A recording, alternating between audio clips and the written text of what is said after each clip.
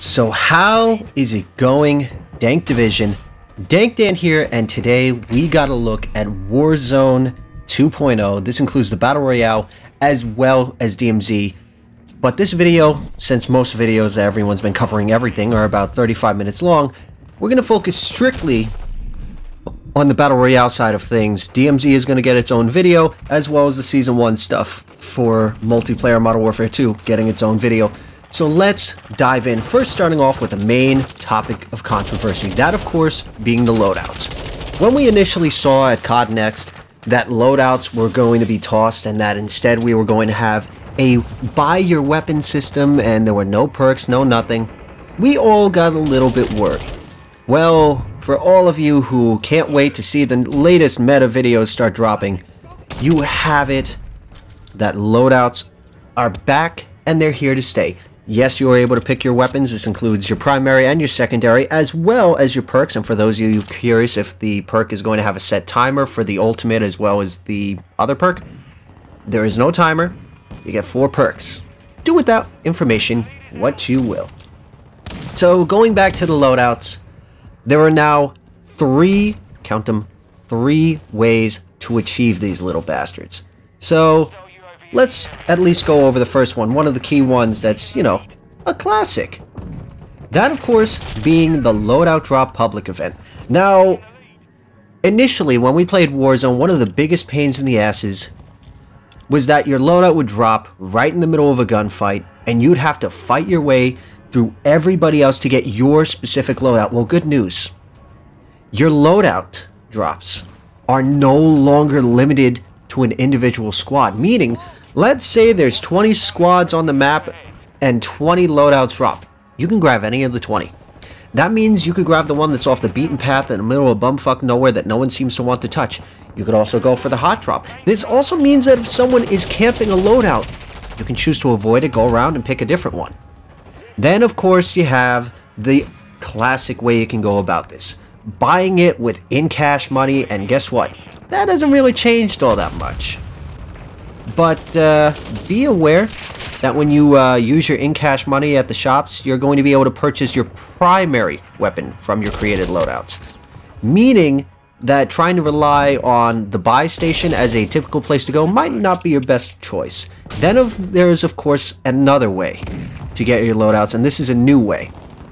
Players can earn it by going to a stronghold or a black site. These are AI controlled areas where if you wipe out all the AI, you will get a free loadout. Now you can do this as early as you would like in the game. As soon as the strongholds are pretty much right there and then, you can go right in, wipe out all the AIs, and grab a loadout. But be aware that while you might be attempting to get your loadout, other people might show up and third party you. So be well aware of that. Now, keep in mind that you do have the new backpack system. While it is going to be fully integrated into DMZ, it's a little bit more streamlined in the Battle Royale. This means that you'll be able to, similar to PUBG, decide how you want to go about running with your stuff. Do you want to carry more shield plates, or do you want to carry more ammo? Do you want to focus on carrying more than one type of lethal, or would you prefer to carry more ammunition for your AR, more ammunition for your SMG, your LMG, your sniper rifle, etc.? Then we have something that's a little bit more controversial.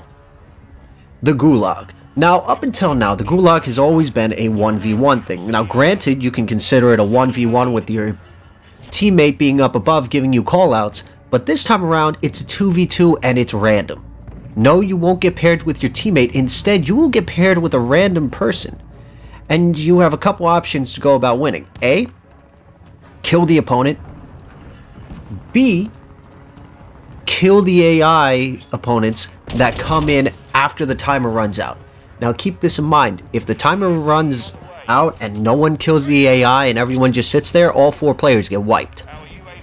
But also keep in mind that you could get paired with someone you just killed.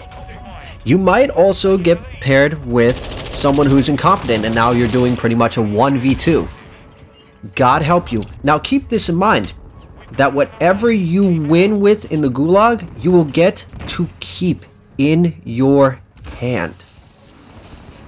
Now, be aware that yes, there are going to be AIs all across Battle Royale, but only in the strongholds, the black sites, and of course, Gulag Overtime. So they will not be spread out all over the place, similar to how Fortnite has done it.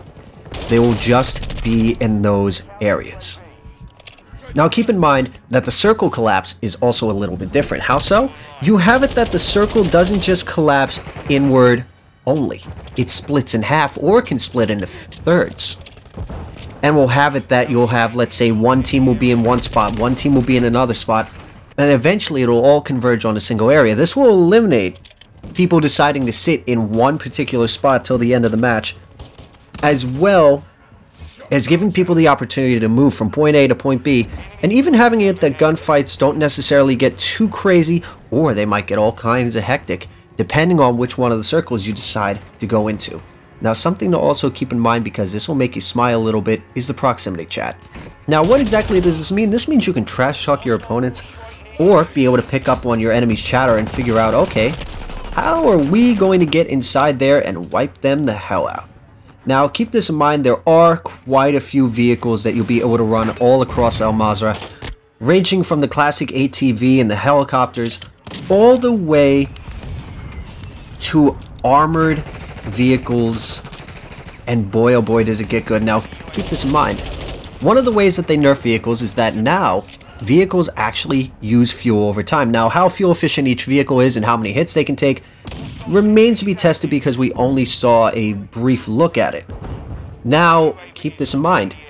There are going to be gas stations all across the map that you can drive your vehicle to have the body repaired, the tires, and have the fuel re-bought in. Now, another couple of things to consider. When you drop in, you only have a 2-plate thing going into Battle Royale. You will have to actually find a 3-plate thing so you can put in 3 plates. You also have it that, unlike how Warzone 1 started, where if you put in a single plate, it only counted for a portion of a plate if one of them wasn't filled. Now you have it, it's just like when they implemented Warzone a while back. 1 plate counts as 1 plate every single time. Now, also keep this in mind, fall damage, which was a key problem in Warzone 1, has been fixed. Now, how does that exactly work? Rather than having it that there's a threshold where you fall and you die, there's now a gradual damage problem. Meaning, if let's say you drop from the very top of the map and hit the ground, yeah, you're gonna die. But if let's say you drop from a 4-story building, you'll take damage rather than just getting knocked on your ass right off the bat.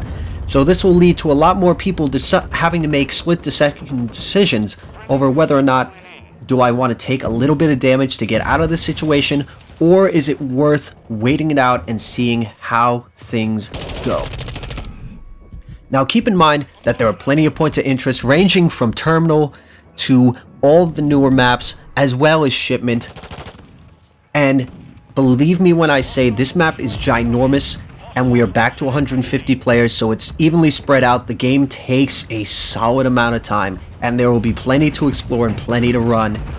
So continue leveling up your guns, and remember that you want to build these bad boys for distance, as well as having a gun, perhaps for a little bit closer range.